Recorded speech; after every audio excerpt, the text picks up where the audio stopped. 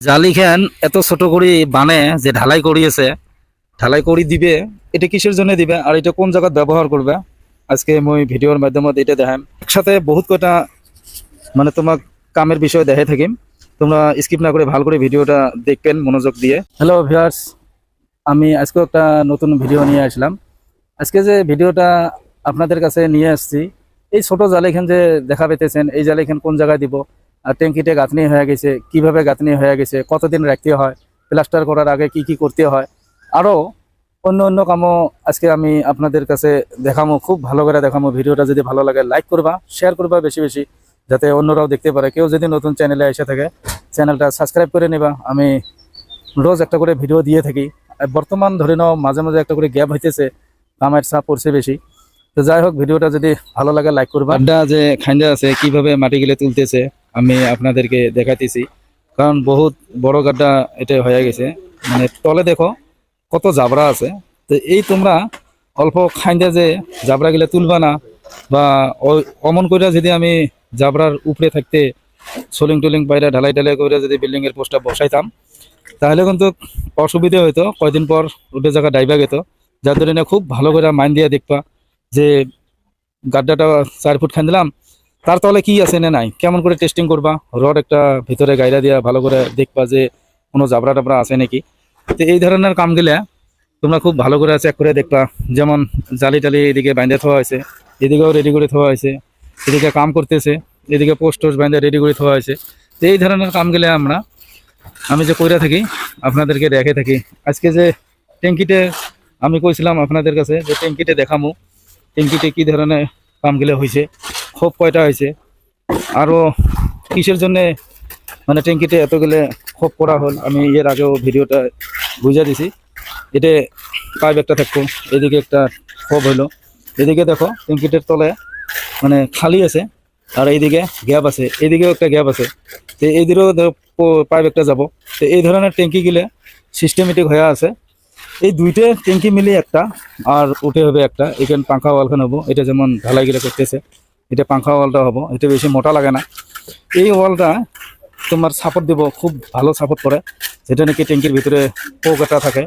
এই পোকটা আপনার এইদিকে ওয়ালে উঠে থাকে। এই পাঙ্খা ওয়ালটা কোন জায়গায় দিতে হবে, এই জায়গায়। তো এই জায়গায় যখন দিবা, এদিকে দেখো কতটুকু গ্যাপ থাকে, এই গ্যাপ দিয়ে পানিটা আইসা এই যে ব্লেড ওয়ালটা দেখতেছেন, এটা যখন বানা হয়ে যাব তখন আরো ফিনিশিং দিব, তখন আরো ভালো দেখা যাব।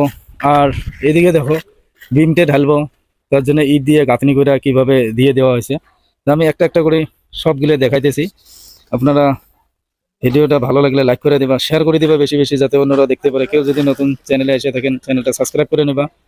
তার কারণ আমি এই ধরনের ভিডিও দিয়ে থাকি। কামের যেটা ছোট ছোট টেকনিক থাকে ওই ধরনের মানে কথাগুলো আমি কয়াই দেই।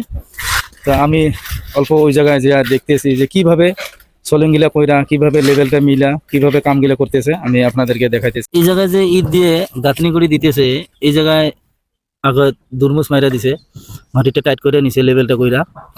তো এই ধরনের গাঁথনিগুলো যে কইরা দিতেছে, নিয়ের উপরে বিম হবো।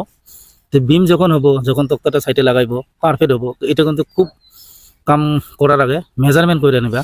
এটা মেজারমেন্ট যদি করে নেন আর বিল্ডিংটা মেজারমেন্ট করতে দরকার নাই। তো এই ধরনের কামগুলো করার আগে আপনারা খুব ভালো করে মাইন্ড করে চিন্তা করে নিবা যে ইট দিয়া গাঁথনি করে দিয়া যদি করতে করা যায় এইভাবে, বা কাইও পিসিসি মাইরা দেয়, ঢালাই মাইরা দেয়, বোল্ডার সোলিং করে, ওটাও হয়।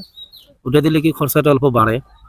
তো এটা দিলে কি আপনার কামটা একবারে পারফেক্ট হলে আর টেনশন হয় না, আর কামটাও একদম হেভি কাম হয়, অসুবিধা হয় না। কভারিং দেওয়া টোয়া এই ধরনের কামগুলো আমি আপনাদের কাছে দেখে থাকি। তো যাই হোক, বিল্ডিং এর কাম করার আগে খুব চিন্তা ভাবনা করে নেওয়া লাগে, যাতে কামগুলো পারফেক্ট হয়ে থাকে, অসুবিধা হয় না। আমার গোটায় পোস্ট কটা বসা হয় নাই, যার দরিনে আরও 4টে পোস্ট বসবার আছে, আমি ডাইরেক্ট আপনাদেরকে দেখাইতে পারি নাই। আমরা এই ধরনের কামগুলো গোটায় ক্লিয়ার করে নেওয়ার পরে এটা গ্রেড বিম বা কয় টাই বিম, এই টাই বিম বাঁধা হওয়ার পরে আমার পিলিন হবো। তো এই ইটাটা যে পারছে, ইটাটা কিন্তু লেভেলত নিয়ে পারবা। আপনার ইয়ের উপরে আরো 450 আছে হাইট, যেটা নাকি আপনার কি কয় বিমের হাইট হবো, তার উপরে পিলিন হবো। তো এই গাঁথনিটা যে করছে আপনারা খুব ভালো করে দেখবা গাঁথনিটা কিন্তু 10 ইঞ্চি আছে, তো একটা ইট কিন্তু 10 ইঞ্চি নাই, যার ধরনে ইট গিলে আপনারা কোন সাইডে দিবে, দিলে 10 ইঞ্চি হবো, আমরা দিগলে করে দিছি। কারণ টুকরি টুকরি ইটও দিতে পারেন, অসুবিধা নাই। মশলাটা ভালো করে যদি গাঁথনি করে দেন ইটে আর লড়সড় হবো না। তো আমি ছোট ছোট কামে যেগুলো টিক থাকে ওই ধরনের টিকগুলো আপনাদের কাছে দেখে থাকি, আশা করি আপনারা দেখে বুঝতে পারবেন, অসুবিধা হবো না। কারণ বিল্ডিংয়ের কাজ সকলে কইরা থাকে, যার ধরনে আমি যাতে বিল্ডিংয়ের কাজ করার আগে আপনারা খুব ভালো করে দেখতে পারেন বা শিখতে পারেন, অসুবিধা হয় না। তো এই গাড্ডাটার কথা যে কইলাম, ওটা এই একটা আমার গাড্ডা আছে এই ধরনের, যেটা নাকি পোস্ট বসবো, এখানে পোস্টটা কোন জায়গায় বসবো ওটা সেন্টার করে নেওয়া হয়েছে। তো আমার ওইদিকে একটা আছে, এইদিকে একটা আছে, আরো দুইটা আছে। এই দুইটা গাড্ডা আমার হয়ে গেলে অসুবিধা হবো না। আমার দেখো পোস্ট গিলে অল্প দেখাই কিভাবে যে পোস্ট গিলা রাখছে, আমি ওই জিনিসটা আপনাদের কাছে দেখাবো। অল্প খুব ভালো করে মাইন দিবা। এই জায়গায় রিংটে অল্টারনেট রিং বাঁধা হয়েছে, যেমন নাকি এটার থেকে আপনার এটা একটা, আর এটার থেকে এটা একটা আছে। তো এখানে আমার 12টা রড আছে একটা পোস্টে, কারণ এই পোস্টগুলো মিডিলে বসবো, যার ধরে স্প্যানগুলো বড় থাকে। আর বিল্ডিংয়ের মিডিলে পোস্টে লোডটা যেটা ওটা ওই জায়গায় বেশি থাকে। তো এই ধরনের কাজগুলো আপনারাও দেখে শুনে কইরা নিবা, যাতে অসুবিধা হয় না।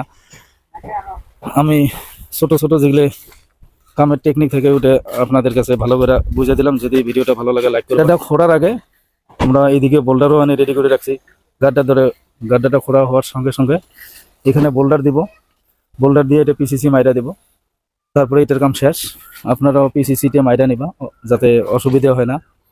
তা আজকের ভিডিও আমি এতটুকু রাখলাম, নেক্সট ভিডিও আবার নতুন করে নিয়ে আসবো।